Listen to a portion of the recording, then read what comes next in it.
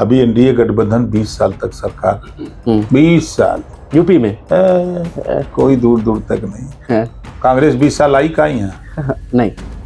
Bahujan Samaj party जिस stage पर का सरकार बना पाएगी? समाजवादी पार्टी को बहुत अहंकार था ना कि 9 की 9 सीट जीत लेंगे, बहुत उछल उछल के बोल रहे थे। उनके घबराओ नहीं, टाइम आ रहा है। 23 तारीख को जब गिनती होगी ना तो 2 बजे के बाद तो कोई बयान नहीं दोगे, तब वही रोना रोगे कि ईवीएम की खराबी है। जीतोगे तो ईवीएम सही, हार गए तो ईवीएम खराब। हुआ क्या? सेमीफाइनल बता रहे थे ना कि यही सेमीफाइनल होगा, 27 में सरकार बनेगी। अब तो उनको मालूम हो गया कि 27 में किसकी सरकार बनेगी, इसी सेमीफाइनल से। समाजवादी पार्टी और कांग्रेस का गठबंधन जिस हाल में है, आपको लगता है 27 तक ये खींचेगा? 27 तो जोड़िए, 10 दिन में गाय दोनों अलगे हो जाएंगे। योगी जी या मोदी जी, कौन आपको ज्यादा पावरफुल नेता लगता है? मोदी जी सबसे बड़े पावरफुल हैं, दूसरे नंबर के योगी जी हैं। 27 में कुछ बदलता दिखेगा तो राजभर यहीं रहेंगे या बदलाव के साथ, माहौल के साथ उधर? कैसे बदलेगा बताइए? 1% मान लीजिए। अच्छे नहीं, कैसे मान ले 1%? ये नहीं है। अभी आपने देखा, कल हमने आजमगढ़ में कार्यक्रम किया। पूछ लेना समाजवादी पार्टियों से। बाहर वीडियो अखिलेश जी के यहाँ भेज रहे हैं, परेशान है, सफाई की क्या हो रहा है। दिल के टुकड़े 1000 हुए, कहीं वहां गिरे, कहीं वहां गिरे, कोई यहाँ गिरा, कोई यहाँ गिरा, कोई वहां गिरा। समाजवादी पार्टी तो ये कहती है कि संभल में दंगा आप लोगों ने कराया, मुसलमानों को जानबूझकर वहां टारगेट कर रहे हैं। बीजेपी को लोगों ने वोट दे दिया, मुसलमानों ने। जिन लोगों ने नहीं दिए, दोनों की लड़ाई है। यहाँ समाजवादी पार्टी कांग्रेस को इस बात की चिढ़ हो रही है कि अगर मुसलमान चला गया बीजेपी के साथ तो गब्बर सिंह के डायलॉग कि तेरा क्या होगा कालिया। आपने भी तो मुख्यमंत्री के लिए कहा था कि योगी जी हमारी हत्या कराना चाहते हैं, जब आप समाजवादी पार्टी के साथ थे। हमारी हत्या कौन कराएगा? ये बात आपका बयान था। हमने ये नहीं कहा। हम ये सब नहीं बोलते कि हमारे, हम तो खुद ताकत में हैं। आप खुद अपने आप को गुंडा कहते हैं? नहीं, हम खुद ताकत में हैं। जिसके पास जनता हो उसको डर किस बात का है? कांग्रेस वाले अजय राय जी कहते हैं कि मायावती बीजेपी की लाइन अगर छोड़ दें तो वो फिर भी अपनी पार्टी को बचा सकती हैं। वो बीजेपी के अल्फाज बोल रही हैं, बीजेपी की लाइन पर चल रही हैं, वो बीजेपी की बी टीम की तरह काम कर रही हैं। तो चलिए, तो वो तो बीजेपी की टीम में नहीं है ना। यूपी में अपनी पार्टी को सही कर लें। यूपी में वो तो सही कर ले, उन दूसरे का सलाह दे रहे हैं। मतलब आप मानते हैं कि मायावती बीजेपी की बी टीम की तरह काम कर रही है? नहीं, मायावती नहीं करती। समाजवादी पार्टी बी टीम है। भारतीय जनता पार्टी की सहयोगी पार्टी। हम लोग सट के कर रहे हैं सेवा। समाजवादी पार्टी हट के कर रही है। नमस्कार, स्वागत है आपका। आपके साथ मैं हूं शबाब। उत्तर प्रदेश समेत देश भर में तमाम सियासी घटनाक्रम घट रहे हैं। महाराष्ट्र में समाजवादी पार्टी और कांग्रेस के बीच में खटास चल रही है। उद्धव ठाकरे के बेटे अबू आसिम आजमी पर तमाम तरीके की क्रिया प्रतिक्रिया दे रहे हैं। बहुत सारे इस समय राजनीतिक घटनाक्रम हैं। राहुल गांधी को लेकर के समाजवादी पार्टी की तरफ से भी ट्वीट है। सरकार में मंत्री ओम प्रकाश राजभर जी हमारे साथ हैं। सबसे पहले इसी से शुरुआत करेंगे हम लोग। महाराष्ट्र में जो चल रहा है, हार के बाद सिर्फ फुटौल है। महाविकासी अखाड़े से समाजवादी पार्टी ने किनारा कर लिया। देखिए, समाजवादी पार्टी जब 2017 में चुनाव हारी जी, तो समाजवादी पार्टी के नेता अखिलेश यादव जी ने कहा कि हमारी सबसे बड़ी भूल जो हमने कांग्रेस से समझौता किया 17 में। हार के बाद कहा, फिर 24 आया तो फिर गठबंधन, जीत के बाद फिर अखिलेश और अखिलेश की टीम का किसी का बयान नहीं आया कि कांग्रेस बुरी है। जब वो हरियाणा हारते हैं, महाराष्ट्र हारते हैं, झारखंड हारते हैं, तब एक गाना हीरो ने गाया है, दिल के टुकड़े 1000 हुए, कहीं वहां गिरे, कहीं वहां गिरे, कोई यहाँ गिरा, कोई यहाँ गिरा, कोई वहां गिरा। जी, वही हाल है इन लोगों को है। ये लोग शुद्ध रूप से समाजवादी पार्टी बीजेपी की सहयोगी पार्टी है।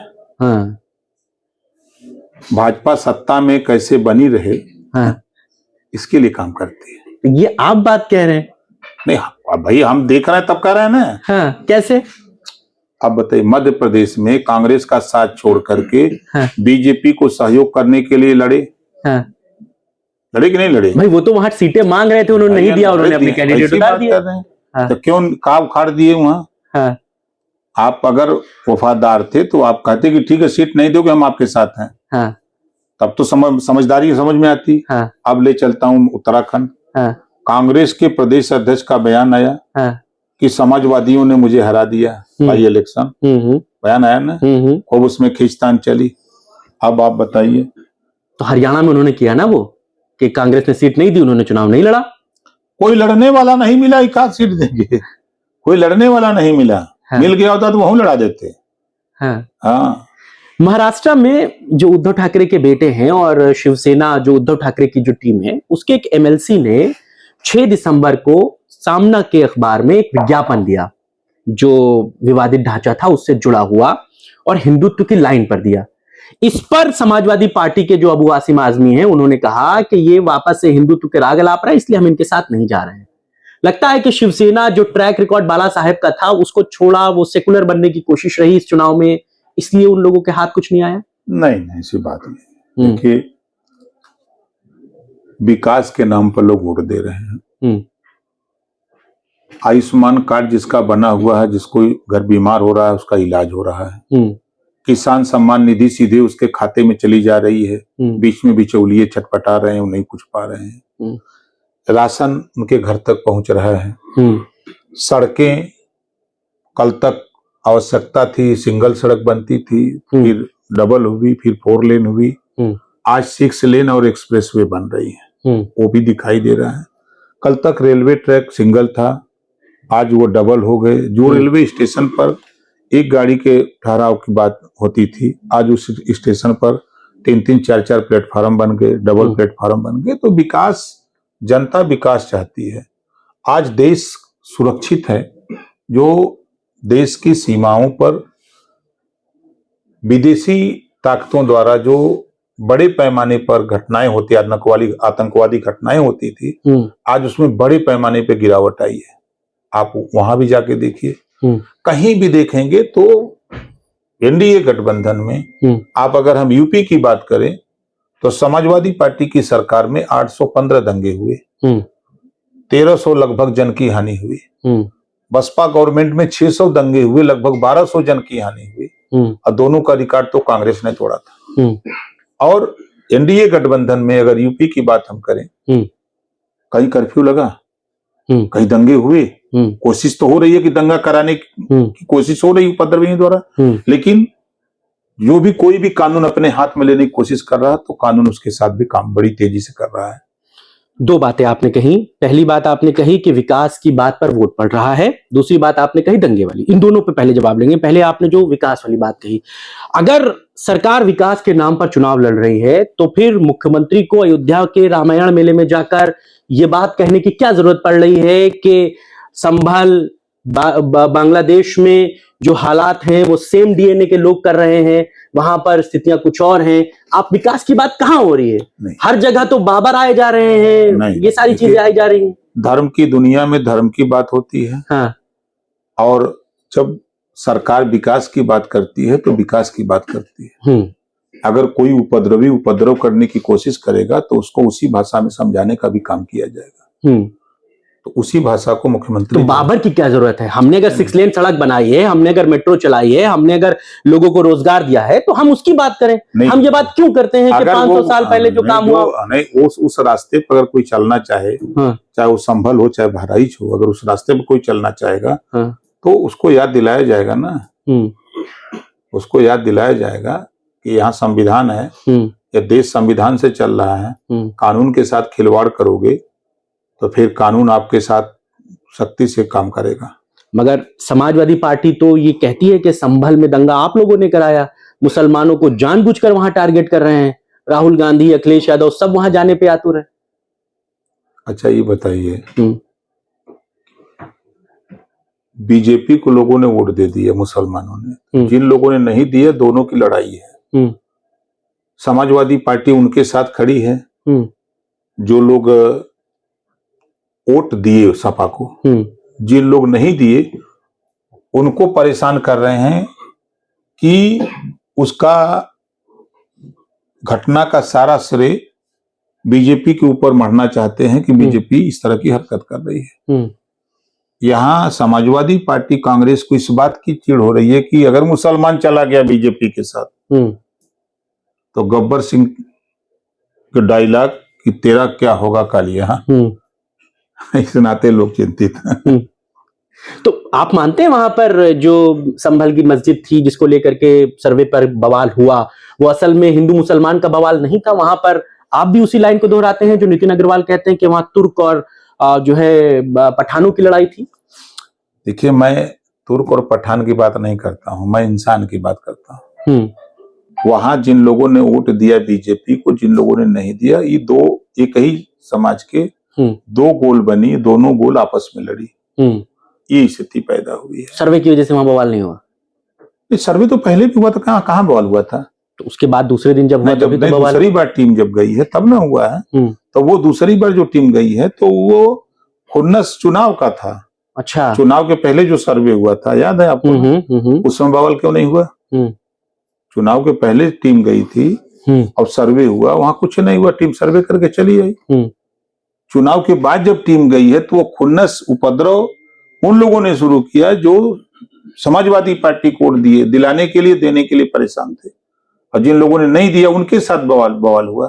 अब हमने तमाम टीवी चैनलों पर, सोशल मीडिया पे वीडियो देखा कि हाथ में कट्टे लेकर के चला रहे हैं, छत से पत्थर के टुकड़े फेंके जा रहे हैं, सीसीटीवी के कैमरे तोड़े जा रहे हैं कि कोई इसमें फोटो न आवे, मुंह बांध करके। अब आप बताइए, कहीं कोई किसी की मारपीट होती है तो कोई मुंह बांध के जाएगा?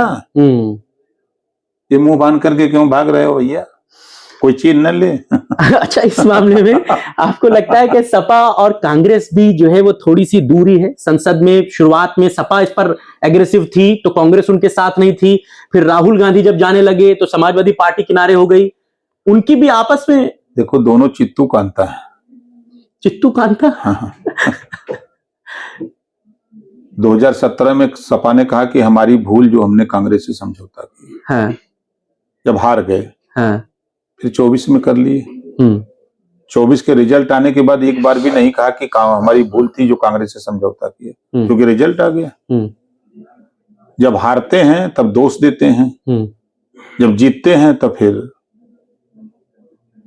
तो बयान तो जो जिस सरकार में पार्टी में रहता है वो देता है। आपने भी तो मुख्यमंत्री के लिए कहा था कि योगी जी हमारी हत्या कराना चाहते हैं जब आप समाजवादी पार्टी के साथ थे। हमारी हत्या कौन कराएगा? ये बात आपका बयान था। हमने ये नहीं कहा। हाँ। हम ये सब नहीं बोलते कि हमारे, हम तो खुद ताकत में हैं। आप खुद अपने आप को गुंडा कहते हैं? नहीं, हम खुद ताकत में हैं। हाँ। जिसके पास जनता हो उसको डर किस बात का है? अब देख नहीं रहे हैं कि 50-50 हजार, 60-60 हजार, 40-40 हजार लोग जिसके रैली में आ रहे हों, तो फिर उसको डर किस बात का है? और अब तो आप आजमगढ़ से लेकर के बिहार तक माहौल पूरा बनाए हुए हैं। बिहार में भी बड़ी बड़ी जनसभाएं हो रही हैं। नीतीश जी की भी धड़कन आप बढ़ा रहे हैं वहां पर।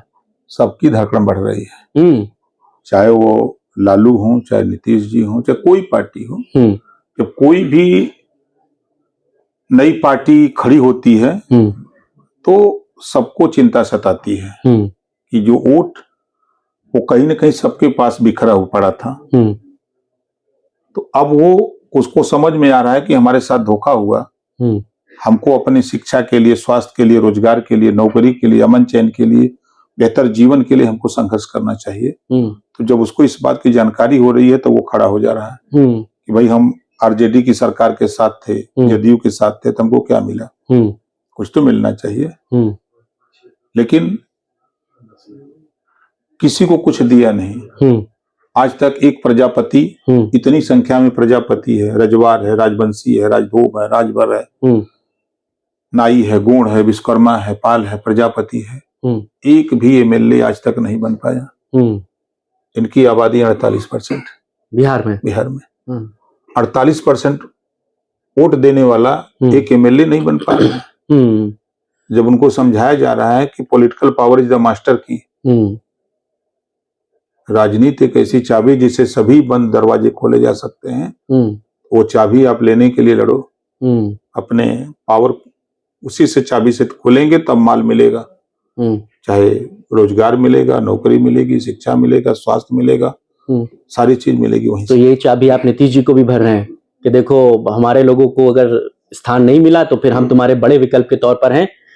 भैया मेरे कभी भारतीय जनता पार्टी जदयू नहीं सीट जीती थी तरारी। हाँ। और जब हम पहुंचे हैं समर्थन दिए तब तरारी जीते हैं, पता कर लीजिएगा। अच्छा। भोजपुर की सीट है, रामगढ़ की सीट जनरल चुनाव हार गई थी बीजेपी, जब हम गए हैं तो जीत गए। तो जो हमारा वोट था वो वोट कम्युनिस्ट पार्टी आरजेडी के पास था।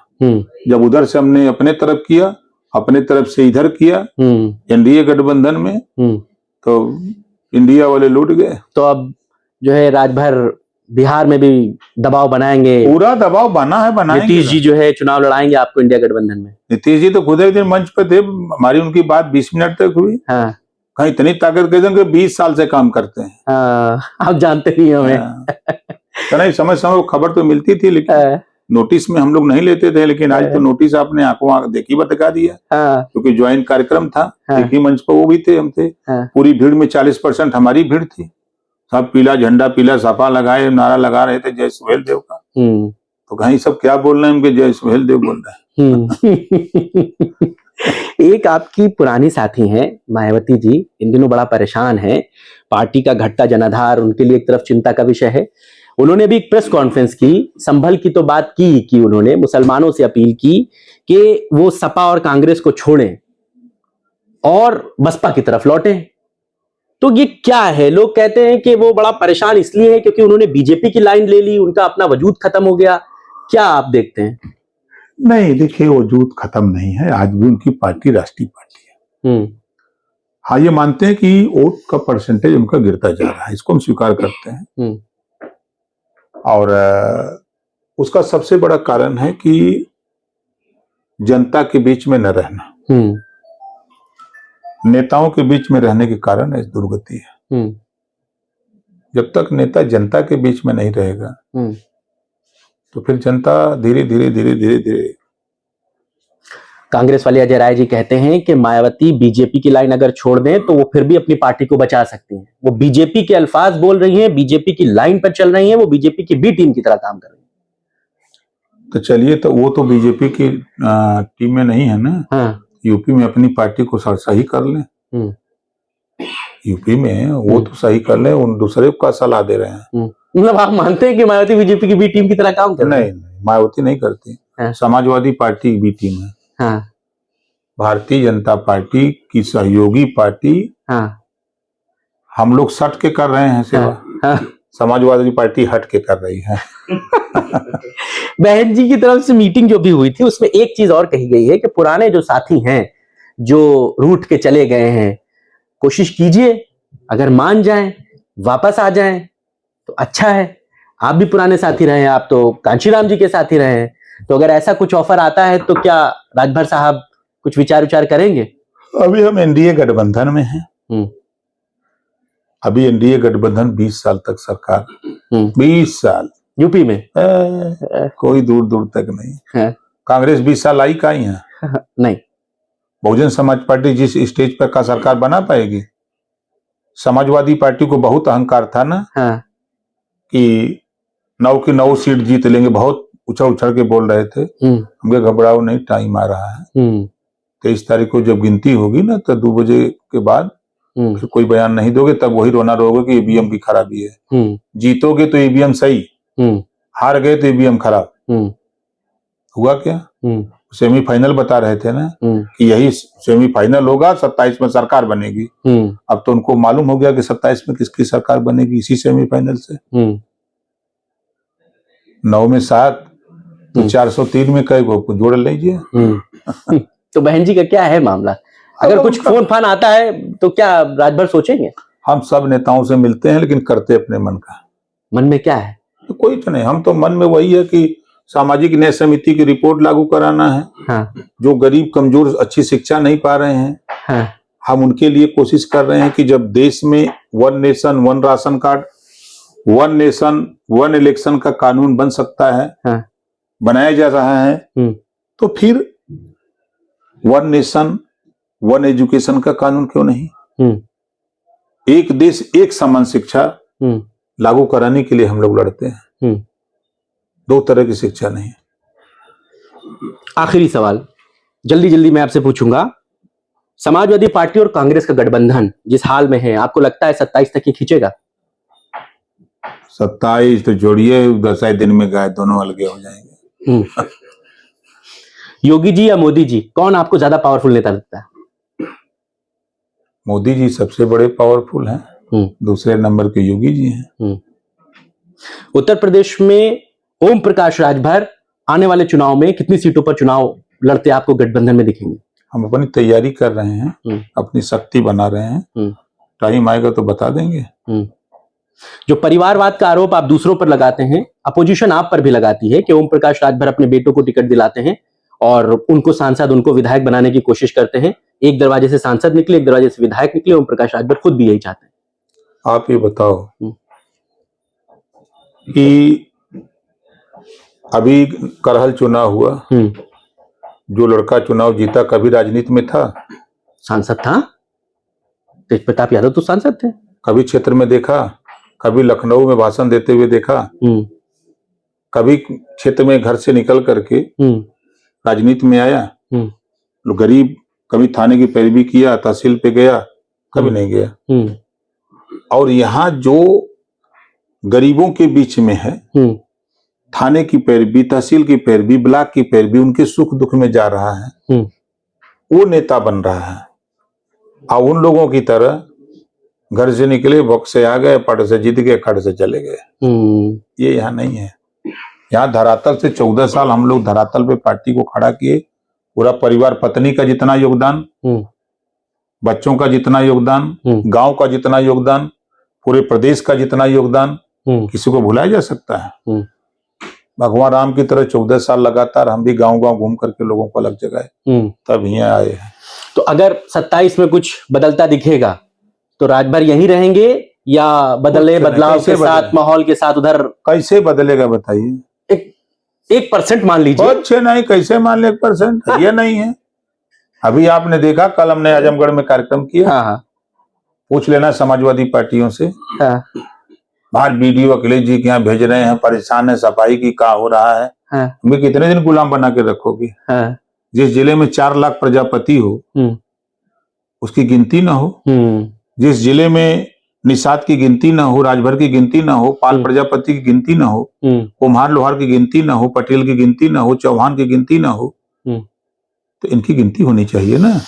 चलिए, बहुत शुक्रिया, आपने बहुत तफसील से, बहुत ब्रीफ में हमसे बात की। ओम प्रकाश राजभर जी हमारे साथ कई मुद्दों पर खुलकर बात कर रहे थे। वो कहते हैं समाजवादी पार्टी और कांग्रेस का गठबंधन बहुत क्षणिक है, 27 तक खिंचे इसकी उम्मीद बहुत कम है, ये बहुत जल्दी सब कुछ वाइंड अप हो जाएगा। इसके अलावा राजभर जी उत्तर प्रदेश से बिहार तक अपनी सियासी जमीन तलाश रहे हैं। आज की चर्चा में बस इतना ही। आपको हमारी चर्चा कैसी लगी हमें जरूर बताइएगा। आप कमेंट करके अपनी प्रतिक्रिया हमें दे सकते हैं। फिलहाल इतना ही, नमस्कार।